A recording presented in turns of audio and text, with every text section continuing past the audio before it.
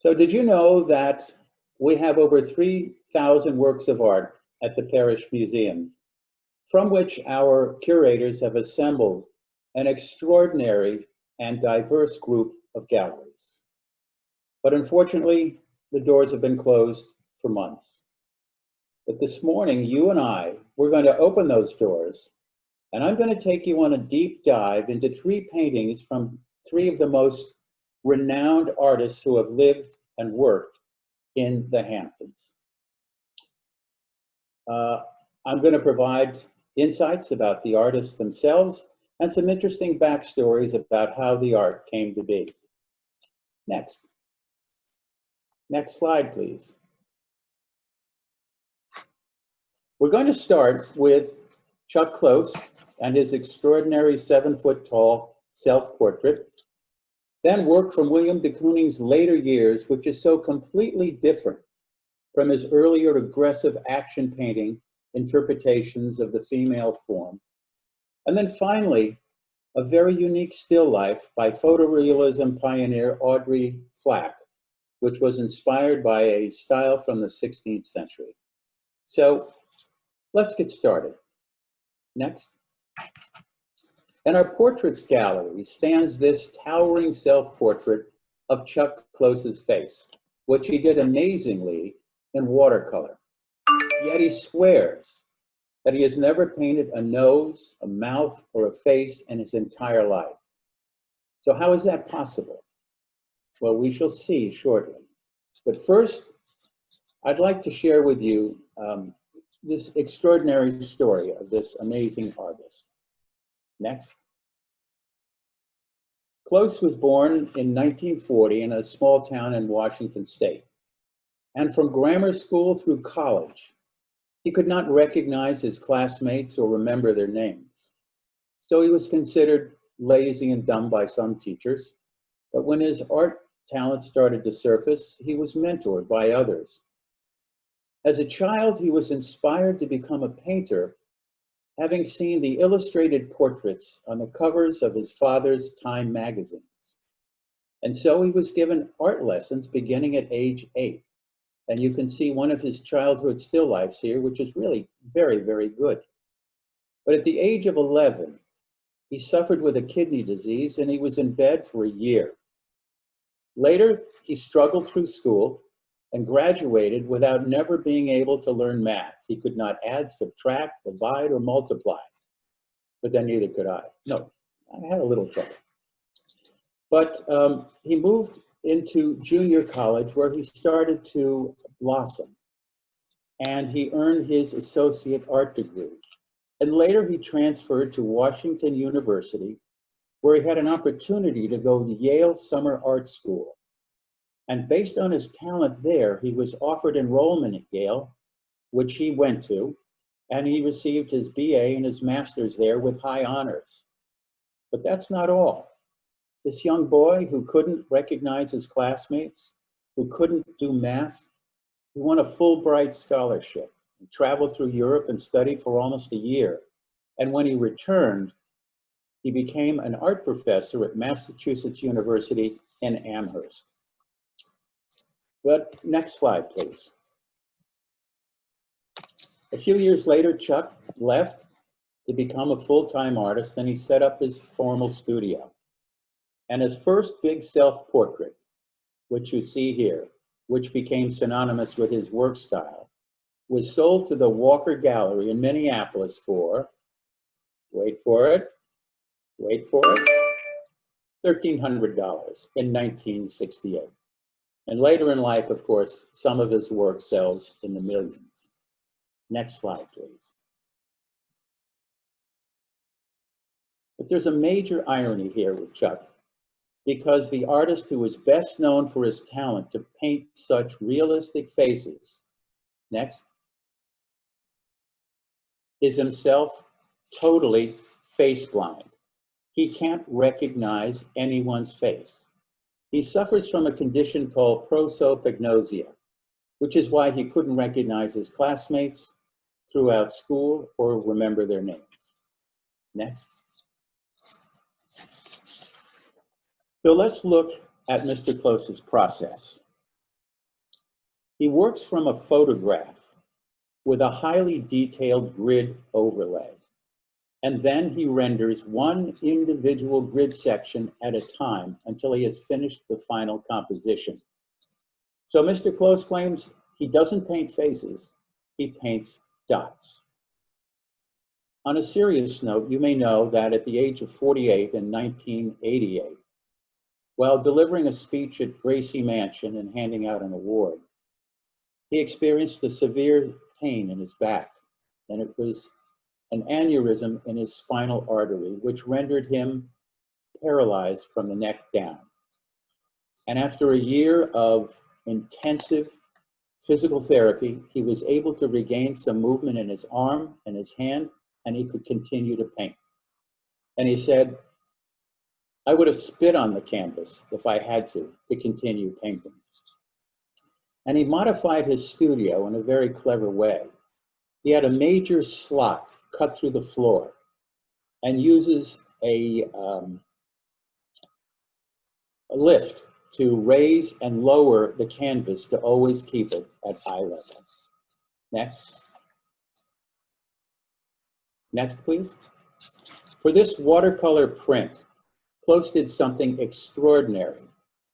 He made simple watercolor marks on paper, almost 15,000 of them. Next, the marks were scanned into his computer, and then tediously referring to each individual grid section, he used his computer to match the watercolor to each and every grid. And then he collaborated with a master printmaker to finally produce this self-portrait print. Even combined to a wheelchair, he remains a giant in the art world. Let's move on now to Mr. de Kooning. In 1950s New York, when painters like Jackson Pollock and Franz Kline were moving away from representational imagery toward pure abstraction, as you can see here, de Kooning already had a signature style that fused vivid color and aggressive action paint handling with abstract, deconstructed images of the female form. But by the late 1970s, de Kooning had famously gone to sea. He had gotten lost in a haze of alcoholism and showed early signs of dementia, so he was almost never able to paint. Next, please. Until the early 1980s, and a newly sober de Kooning suddenly bounced back and became productive once again, despite his slowly developing dementia. What emerged was this new late years style, surprisingly different from his former efforts. The old, thick, tightly organized gestural slathers of paint began to open up. These paintings are more buoyant. As you can see, they're airier and more luminous, and the lines seem to float or abruptly stop and balance against broad white backgrounds. Like Mondrian, a fellow Dutchman, de Kooning emphasizes the primaries, red, yellow, and blue, with sometimes guest appearances by orange, green, and violet. He produced over 100 paintings in this style during the decade. Next, please. The Parrish is proud to have in our collection one of his paintings from this period called Untitled Roman numeral 38. It is clearly different from his earlier work, but is the female form still there? Biographers talk about the almost balletic moves from the freshly pink and radiant blue ribbons that seem to dance across the canvas and flowing lines that give the hint of a graceful female form that almost dissolves in the air. Succumbing to the effects of old age and dementia, de Kooning worked on his last painting in this late form in 1991 and passed away in 1997 at the age of 92 after an extraordinary long, rich, and successful career. I guess in the art world, it's never too late to reinvent yourself. Next, please. And now to Audrey FLACK, Early in the photorealism movement, she was one of the few women artists leading the way. After setting up complicated compositions and photographing them in her studio, she would create challenging modern multicolored still life settings, often with shimmering and shiny surfaces.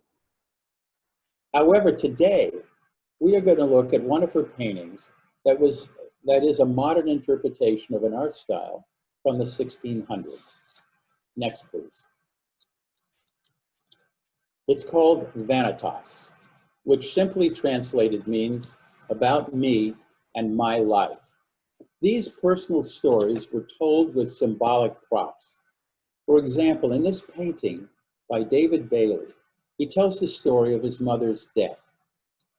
Do you see anything that is a symbol of death?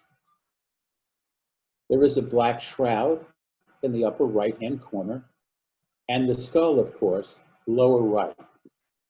Also, the tall glass vase in the middle is empty, and the flowers have wilted and fallen on the table, indicating the passage and end of time. The candle, which is burned down toward the bottom, continues with that symbolism. How did she die? The dagger on the front end of the table indicates there may have been foul play or maybe suicide. And the note that hangs off the side of the table on the right may have been the suicide note. So let's see how Audrey Flack uses symbolism to tell her story. Next slide, please. Her Vanitas painting is called The Wheel of Fortune, which is about the gambles in life. Sometimes you win and sometimes you lose. Everything you see here was set up as an actual still life in her studio and photographed in a composition that was almost 5 feet by 5 feet. You can actually see her reflection in the photo in the silver orb in the upper right. The picture in the upper left is of her daughter, Melissa, who was born with autism. And this is the story about Audrey's soul-searching question. Who would take care of her daughter if she, Audrey, died? Do you see any symbols of death? Yes, of course, there's the skull again. And just to the left of the skull is an hourglass indicating the passage and end of time. Do you see anything else that's a symbol of passing of time? Yes, the candle in the middle is almost completely burned down to the bottom, and it is sitting on a calendar. There are also symbols of femininity referring to Melissa. Can you find them? Do you see the lipstick floating above the skull? And lower right, the rouge and hand mirror and crystal-like necklace to the left of those, all of which speak of Melissa. And now how about misfortune? Do you see any symbols of that? To the left, there is the tarot card with a dagger stabbed in it. And the actual name of the tarot card is Wheel of Fortune. To the left and below that are dice, the symbol of chance. And notice the sour red berries at the top and the lime at the bottom, both symbolize bitterness in life. But Flack did include some signs of hope that all will end well. Do you see the hand mirror in the lower right corner again? And now look at it reflected with the skull and the oval mirror in the lower left. Do you see anything different reflected in the image? There is a rainbow seen in the hand mirror, a symbol of eternal hope. Next, please. As a companion to Audrey Flack's Wheel of Fortune, there are 2 other Vanitas paintings.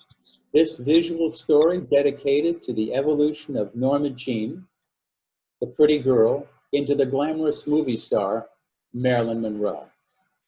Next, please. And thirdly, an homage to those who suffered in the Holocaust in contrast to the sweetness of the life of others. Next slide, please. So this morning, we explored how Chuck Close doesn't paint faces, he paints dots. How WILLEM de Kooning revitalized his career late in life with over 100 open and airy paintings. And finally, how photorealist Audrey FLACK created a modern interpretation of a 16th century genre. When those two giant doors at the Parrish actually do open again, and they will, all of we docents look forward to welcoming you again and helping you experience all that the museum has to offer. Thank you, and be well.